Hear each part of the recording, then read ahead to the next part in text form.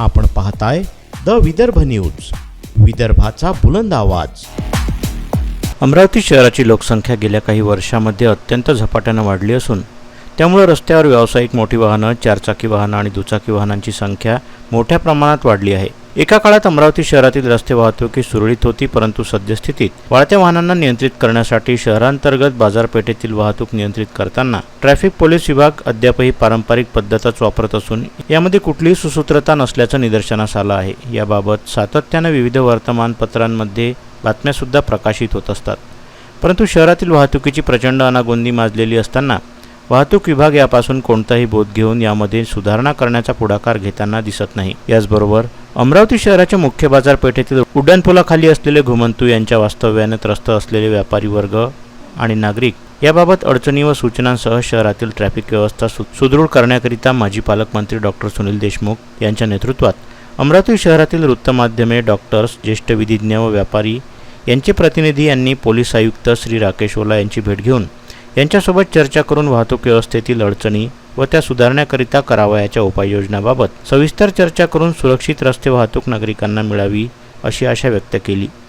या शिष्टमंडळामध्ये माजी पालकमंत्री डॉक्टर सुनील देशमुख, दैनिक हिंदुस्तानचे प्रबंध संपादक विलासदादा मराठे, डॉक्टर पंजाबराव देशमुख वैद्यकीय महाविद्यालयाचे अधिष्ठाता doctor ST. Deshmukh, Amravati chamber of कॉमर्सचे अध्यक्ष सुरेश जैन, सचिव घनश्याम राठी, वरिष्ठ अधिवक्ता के.एस. देशपांडे, वरिष्ठ ENT तज्ज्ञ डॉक्टर बबन बेलसरे, हृदयरोग तज्ज्ञ डॉक्टर अजय डफळे, डॉक्टर अनिल रोहनकर, श्री बंधू खोरगडे, श्री अतुल गायगोले प्रामुख्याने उपस्थित होते। या मान्यवरांनी अमरावती शहरातील बिघडलेल्या वाहतूक व्यवस्थेवर चिंता व्यक्त करून निवेदन सादर केलं। वाहतुकीच्या अनागोंदीमुळे सर्वसामान्य नागरिक, शाळकरी विद्यार्थी, प्रामुख्याने रस्त्यावर चालणारे पादचारी यांना होत असलेल्या अडचणी नमूद करण्यात आल्या। नियमित आपले सर्व टॅक्स भरणारा, घरून निघालेला सर्वसामान्य माणूस बेशिस्त वाहतुकीतून, शहरातील अतिक्रमणाच्या विळख्यातून वाचून सुखरूप आपल्या घरी परत येईल की नाही या चिंतेनं घरची मंडळी कायम धास्तावलेली असतात।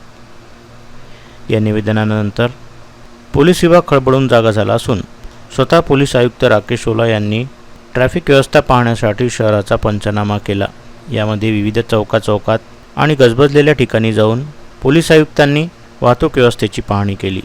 तसेच या संदर्भात आणखी किती सुधारणा होतील ही येणारी वेळच सांगेल।